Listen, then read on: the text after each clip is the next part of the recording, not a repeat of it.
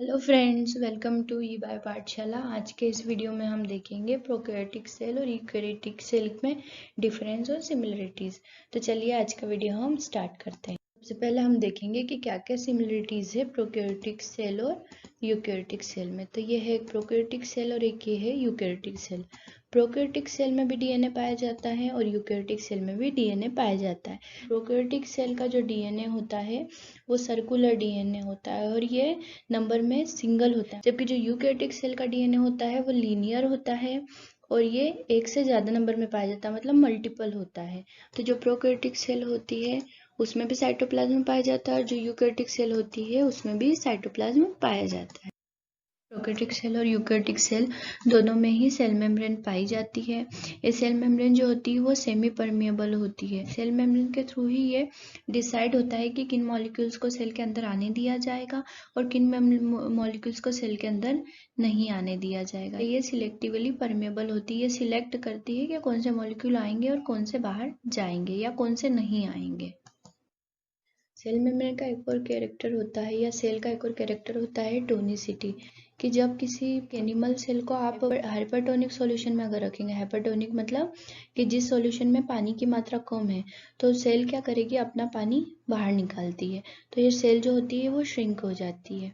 जबकि अगर उसको आप सेल को आइसोटोनिक सॉल्यूशन में रखेंगे तो सेल में किसी भी तरह का कोई चेंज नहीं आता है। इन्वायरमेंट में भी वाटर मॉलिक्यूल जितने प्रेजेंट है उतने ही सेल के अंदर भी प्रेजेंट रहते हैं। हाइपोटोनिक सॉल्यूशन में अगर हम किसी सेल को रख दें, किसी एनिमल सेल को रख दें, तो एनिमल सेल जो होती है वो रप्चर हो जाती है। हाइपोटोनिक सॉल्यूशन में वाटर का अमाउंट ज़्यादा होता है, तो ये वाटर क्या होता है कि अपने ज़्यादा कॉन्सेंट्रेशन से कम कॉन्सेंट्रेशन की ओर मूव करता है, मतलब बाहर से अंदर की तरफ मूव करता है, जिसके कारण ये जो सेल होती है ये स्वेल हो जाती है, मतलब फूल जाती है।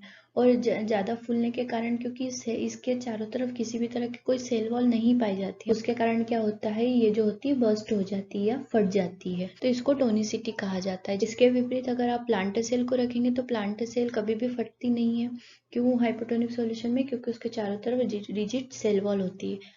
अगर थर्ड पॉइंट हम देखें प्रोकैरियोटिक सेल और यूकैरियोटिक सेल के बारे में, तो प्रोकैरियोटिक सेल में भी राइबोसोम पाया जाता है और यूकैरियोटिक सेल में भी राइबोसोम पाया जाता है। दोनों में ही राइबोसोम प्रेजेंट होता है क्योंकि दोनों ही सेल प्रोटीन को बनाने का काम करती है। जो प्रोकैरियोटिक सेल होती है इसका जो राइबोसोम होता है वो 70s यूनिट का बना होता है, जबकि जो यूकैरियोटिक सेल होती है इसका राइबोसोम 80s यूनिट का होता है। मतलब प्रोकैरियोटिक सेल में राइबोसोम की स्मॉल यूनिट पाई जाती है, जबकि यूकैरियोटिक सेल में जो राइबोसोम है उसकी लार्ज यूनिट पाई जाती है।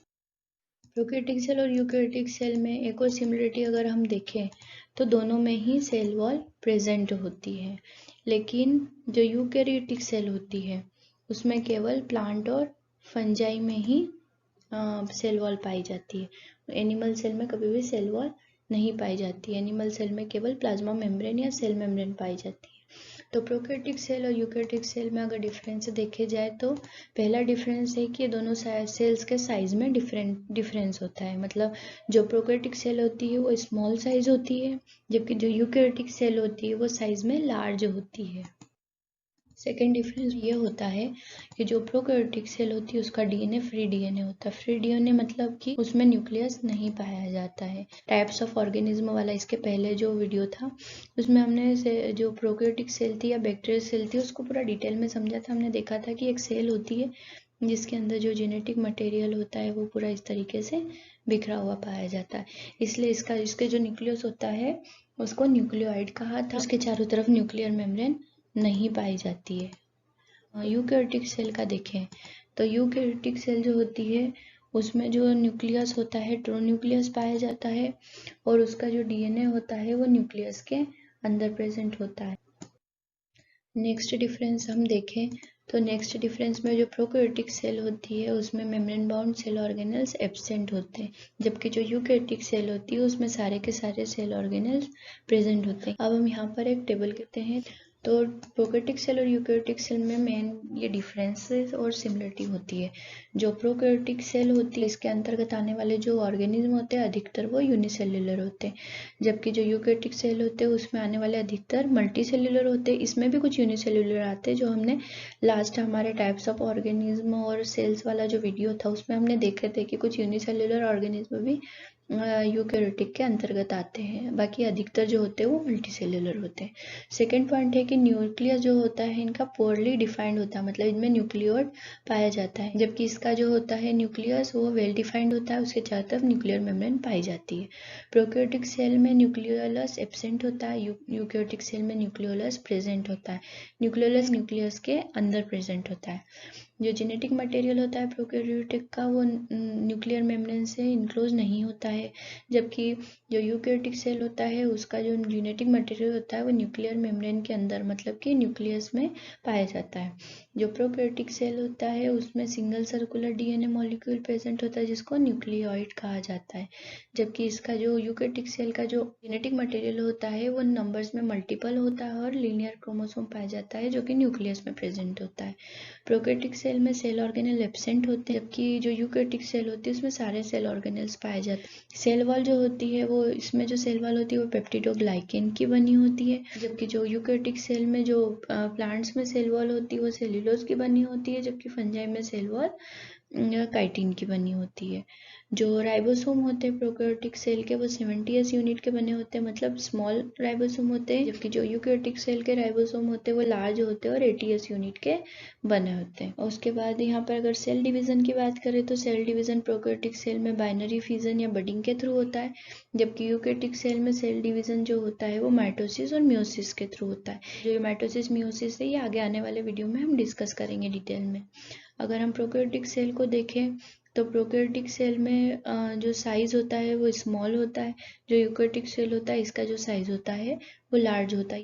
अगर प्रोकैरियोटिक सेल और यूकैरियोटिक सेल का हम डायग्राम देखने की कोशिश करें तो जो प्रोकैरियोटिक सेल होती है उसमें जैसे ये बैक्टीरिया का एग्जांपल दिया हुआ है, तो इसमें हम देख सकते हैं कि जो सबसे बाहर की तरफ कैप्सूल पाया जाता है जो कि प्रोटेक्शन का काम करता है, उसके अंदर की तरफ सेल वॉल पाई जाती है, रिजिड सेल वॉल जो स्ट्रक्चर देने का काम करती है, उसके अंदर की तरफ प्लाज्मा मेम्ब्रेन पाई जाती है। फिर इसमें जो सेल वॉल होती है वो पेप्टिडोग्लाइकेन की होती है। इसमें फिम्बरी पाया जाता है जो अटैचमेंट का काम करते हैं। इसमें साइटोप्लाज्म पाया जाता है, राइबोसोम पाया जाता है जिसके थ्रू प्रोटीन बनता है। इसमें न्यूक्लियोइड होता है, मतलब जेनेटिक मटेरियल सेल में बिखरा हुआ होता है। इनमें प्लाज्मिड पाए जाते हैं जो एक एक्स्ट्रा क्रोमोसोमल स्ट्रक्चर होता है इसमें, और इसमें फ्लैजेलम पाया जाता है जो मूवमेंट में हेल्प करता है, और पिलस भी पाया जाता है बैक्टीरियल सेल में जो कि एक सेल के जेनेटिक मटेरियल को दूसरी सेल में ट्रांसफर करने का काम करता है। अगर हम यूकैरियोटिक सेल का डायग्राम देखें तो यहाँ पर एक यूकैरियोटिक सेल को दिखाया गया है। ये यूकैरियोटिक सेल कौन सी सेल है? ये एक एनिमल सेल है। अगर ये प्लांट सेल होती है तो इसको चारों तरफ सेल वॉल पाई जाती है। अब एनिमल सेल में के सारे सेल ऑर्गेनेल पाए जाते हैं, जैसे कि न्यूक्लियस पाया जाता है, उसके अंदर न्यूक्लियोलस, फिर क्रोमेटिन या तो डीएनए जो है जेनेटिक मटेरियल वो पाया जाता है, गोल्जी एपरेटस है। उसके बाद साइटोप्लाज्म पाया जाता है, वैक्यूल्स पाई जाती है, पेरोक्सिसोम पाया जाता है, smooth endoplasmic reticulum, rough endoplasmic reticulum, ribosome, mitochondria, plasma membrane, microtubule, centrosome, microfilament, lysosome, सारे के सारे जो सेल ऑर्गेनेल्स है एक यूकैरियोटिक सेल में प्रेजेंट होते हैं। आज के वीडियो में हमने प्रोकैरियोटिक और यूकैरियोटिक सेल से रिलेटेड सारा का सारा पोर्शन डिस्कस कर लिया है।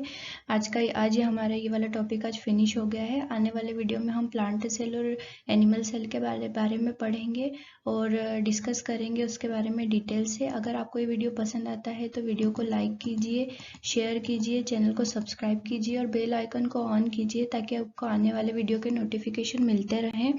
और आप कमेंट कर सकते हैं, और अगर आपको कोई पर्टिकुलर टॉपिक पढ़ना है तो आप कमेंट में बता सकते हैं ताकि मैं उस पर आगे आने वाले टाइम में उस पर वीडियो बनाऊँ। Thank you.